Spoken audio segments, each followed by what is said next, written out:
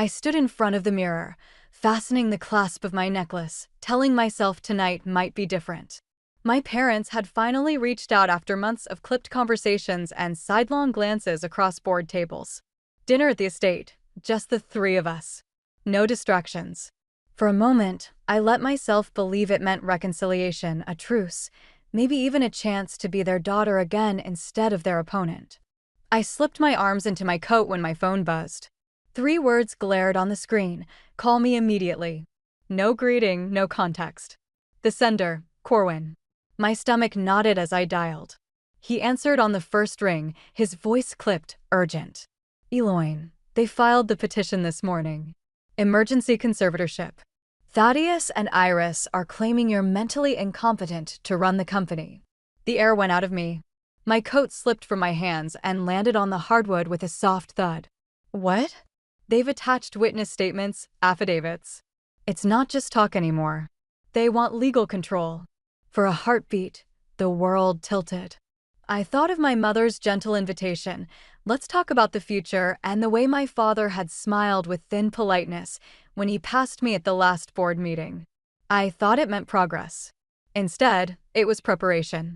They planned this, I whispered, though it was less a statement than the slow recognition of a trap.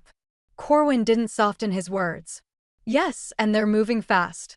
The lemon tarts I bought on my way home sat in their box on the counter, suddenly absurd. A peace offering meant for parents who had already decided to erase me. I sank onto the edge of the bench by the door, pulse hammering, and stared at the phone still glowing in my hand, knowing I couldn't walk blindly into that dinner. It was never an invitation. It was an ambush. And I had just stepped into their game. I could still hear my mother's voice from 3 days earlier, lilting with warmth I hadn't heard in months. Honey, let's talk about the future. Just dinner, the 3 of us. It had sounded like a thread sewn into something torn, a chance to believe we might find our way back to each other. I wanted so badly to believe it that I stopped at the little bakery near my old school and bought lemon tarts, the kind she used to sneak onto my plate when I was a girl. Now, with Corwin's words echoing in my head, the memory soured. That gentle tone, that invitation, it had been rehearsed. They hadn't wanted my company, they had wanted my compliance. I sank deeper into the bench and let other moments resurface, ones I had brushed off at the time. My father cutting me off mid-sentence during a quarterly meeting, finishing my point as if I hadn't spoken at all. My mother's light laugh in front of the staff. Eloyne forgets things lately, but don't we all? Everyone chuckled, and I forced myself to smile, too, pretending it was harmless. But it wasn't harmless. It was steady erosion. I had excused it as tension, as age, as family dynamics. I told myself I was imagining it because the alternative was too painful, that the people who raised me were slowly sanding down my credibility in public while feeding me scraps of affection in private. I walked into my kitchen and opened the bakery box. The lemon tarts looked the same as always, golden crusts, sugared tops. I pressed the lid shut with trembling hands and shoved it aside. They weren't a gesture of love anymore. They were evidence of how willingly I had walked into their setup. The phone still lay in my lap, Corwin's warning burning in my ears, and I realized I couldn't afford to be the daughter who wanted peace. I had to be something else entirely because sentiment had just turned into ammunition. Corwin slid a folder across his desk, its weight heavier than the paper inside could possibly justify. I opened it, my hands stiff, and the first words pulled the air from my lungs. Petition for emergency conservatorship of Eloyne Marcellus. I forced myself to read each line, though every sentence landed like a bruise. Erratic leadership, emotional decline, inability to sustain judgment in high-pressure environments, statements signed by people I had once trusted. Witness affidavits claiming I'd forgotten key dates, dismissed data, and relied on emotional whims. The language was clinical, but I could hear my parents' voices behind every accusation. Corwin watched quietly, letting me take it in before he spoke. They didn't do this alone. 2 investors have already signaled support. They want a familiar name, your parents, to reassure them. Stability over vision. I closed the folder, fingers pressed hard into the cardboard. So they trade me for appearances. Their own daughter. He didn't offer comfort. That wasn't his role. Instead, he leaned forward, his voice level. "They're moving quickly. If the court grants temporary control, they could freeze your access to company accounts by the end of the week. This is not theoretical, Eloine. It's already in motion." I tried to swallow the bitterness rising in my throat, but it sat there, thick and immovable.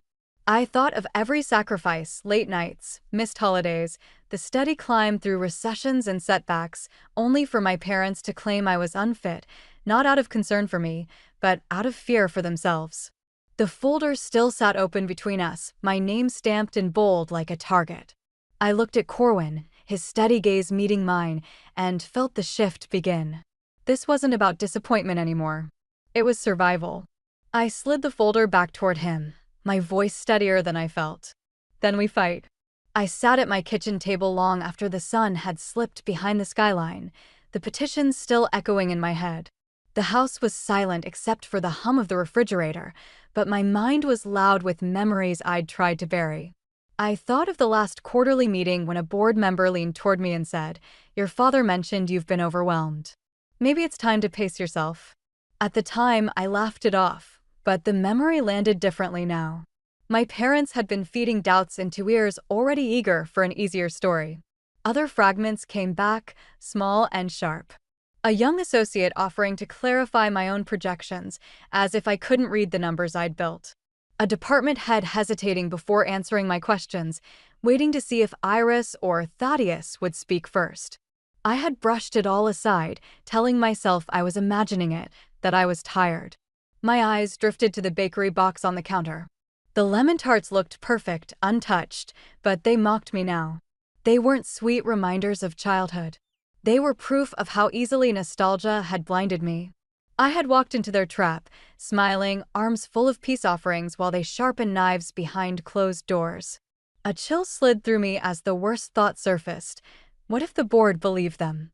What if my years of precision and discipline were erased by a handful of affidavits and a rehearsed narrative? The idea wrapped tight around my chest, pressing until my breath came shallow. I pressed my palms flat against the table and forced myself upright. Fear was dangerous, but denial had been worse. I couldn't afford either anymore. If my parents were willing to fracture me piece by piece, then I would have to find the cracks in their armor, too. By Thursday afternoon, I had forced myself back into the office, though the walls felt different now, as if even the glass carried whispers. I moved through the corridors with my chin lifted, determined not to let anyone see how much my hands trembled when I closed my office door. My parents' petition had cracked something, but it hadn't broken me. Not yet. I was gathering reports for Corwin when there was a faint knock. Rowan Vale, one of the junior accountants, lingered in the doorway, barely out of school. He usually kept to himself, polite and diligent in ways that rarely drew attention. But now his shoulders were stiff, his eyes darting to the hallway before he stepped inside. He held a folded piece of paper like it burned to touch. "Miss Marcellis," he whispered, his voice low enough that I had to lean forward. "I think you should see this." I reached for it, the tremor in his fingers betraying the risk he felt. He didn't wait for me to open it, just backed toward the door. "Please don't say it came from me." Then he was gone. I unfolded the sheet, and the breath left my lungs. An email printed from the company server. Subject line: pre-transition support. The body was short, direct. "Once we assume interim control, bonuses will be distributed accordingly." Signed, Iris Marcellis. I read it twice, then a third time, the words cutting sharper with each pass. Interim control. Not if, but when. Bonuses promised in exchange for loyalty. This wasn't concern for my health or the company's future. This was bribery dressed in polite font. I pressed the page flat against my desk, my pulse pounding. All this time, I had been telling myself I was overthinking, that the small slights were accidents. But here it was in black and white, premeditated corruption.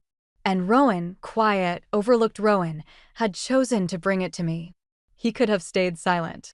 Silence would have been easier, safer, even profitable if those bonuses were real. But he hadn't. He had seen the truth and handed it over, trembling but resolute. Something in me steadied for the first time in days. I felt a flicker of clarity. If even one young accountant had the courage to stand against them, then I had no excuse to falter. I slipped the email into a folder marked Evidence and knew the fight had shifted. My parents weren't just undermining me. They were buying their future, and I had just been handed the thread to unravel it all. I didn't wait for another summons. I drove to the estate the next evening and walked into the study where both of them sat, firelight casting their faces in soft amber. For a moment, they looked like the parents I remembered, my father with his heavy brow, my mother with her careful smile, but the words that followed belonged to strangers. Eloyne, Iris began, her tone gentle enough to pass for kindness. We never wanted this to feel adversarial.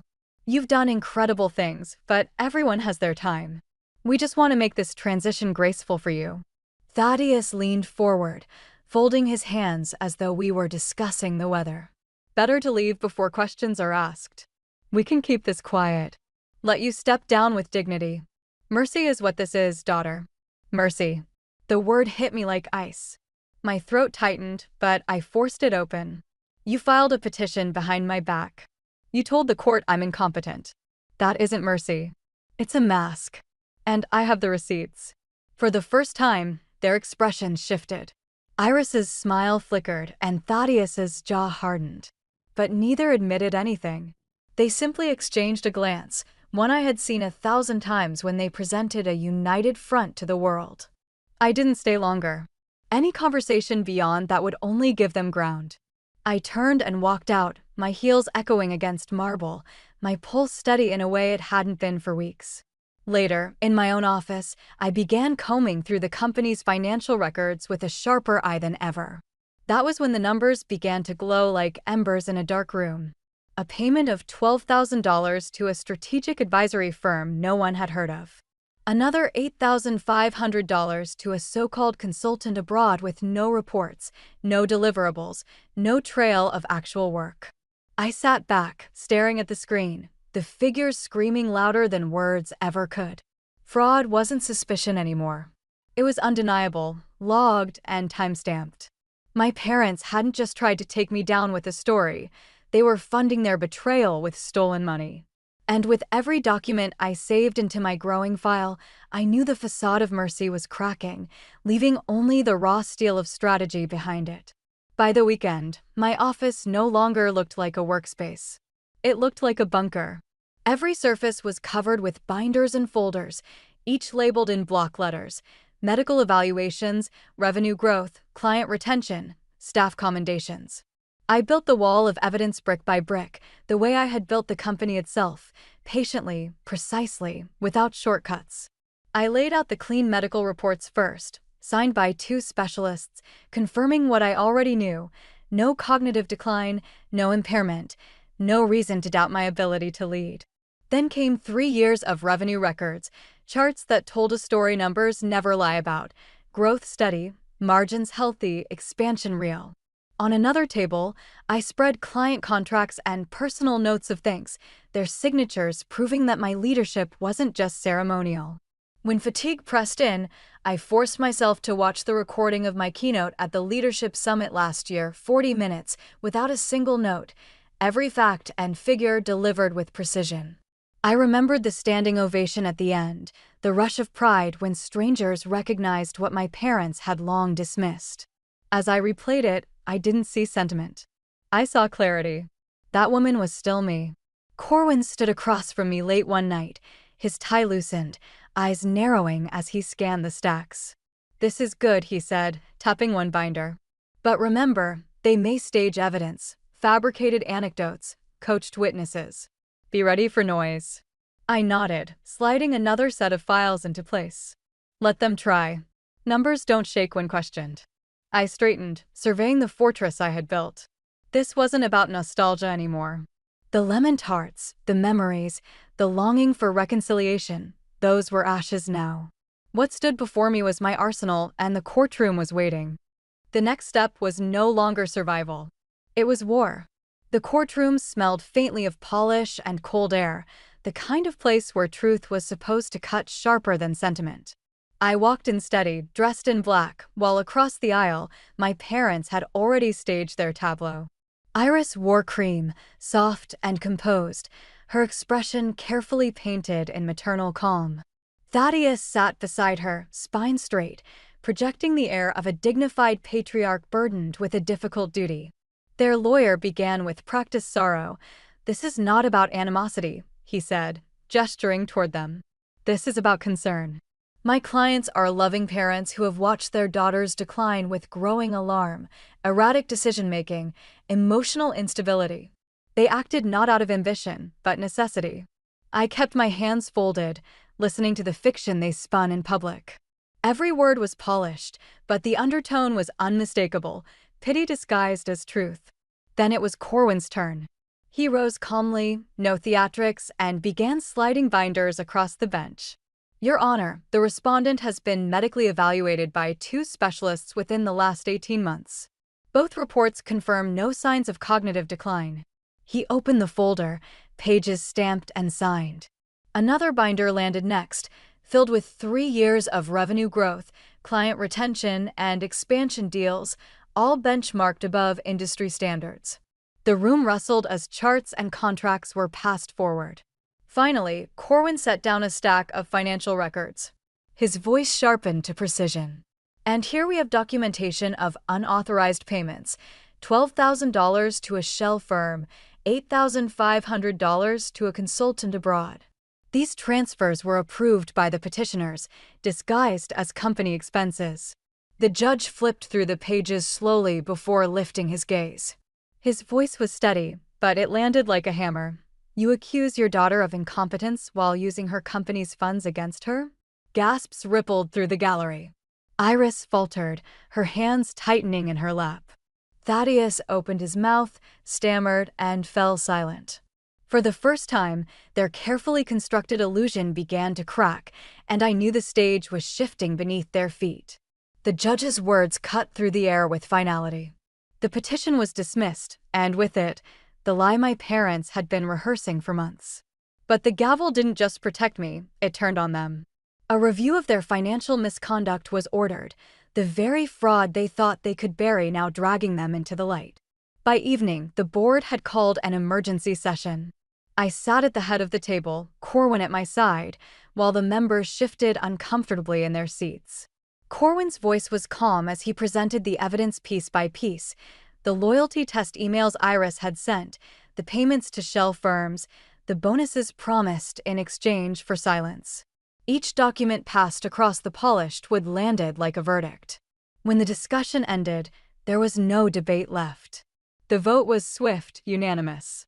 Thaddeus and Iris were stripped of all authority, their names removed from positions they had once worn like crowns. For the first time, they had no stage, no script, no power. Across the table, Iris leaned forward, her voice trembling just enough to sound almost sincere. "We only wanted what was best." I met her eyes, my voice steady. "You wanted what was yours. I built what was mine." She flinched, and silence spread across the room. The board members turned toward me, waiting for direction. The moment that had once terrified me now felt earned. The throne they had tried to seize was gone, and the weight of leadership rested back where it belonged. I signed the removal paperwork without hesitation, knowing the next chapter of this battle had already begun. 2 weeks later, I walked into the boardroom at 9 a.m. sharp. Every seat was filled, the air tight with anticipation. As I stepped inside, the members rose from their chairs in unspoken acknowledgement. It wasn't pity in their faces anymore. It was respect. I took my place at the head of the table, the chair that had once felt heavy with doubt. This time, it fit like it had been made for me. I let the silence settle before I spoke. This company is my legacy.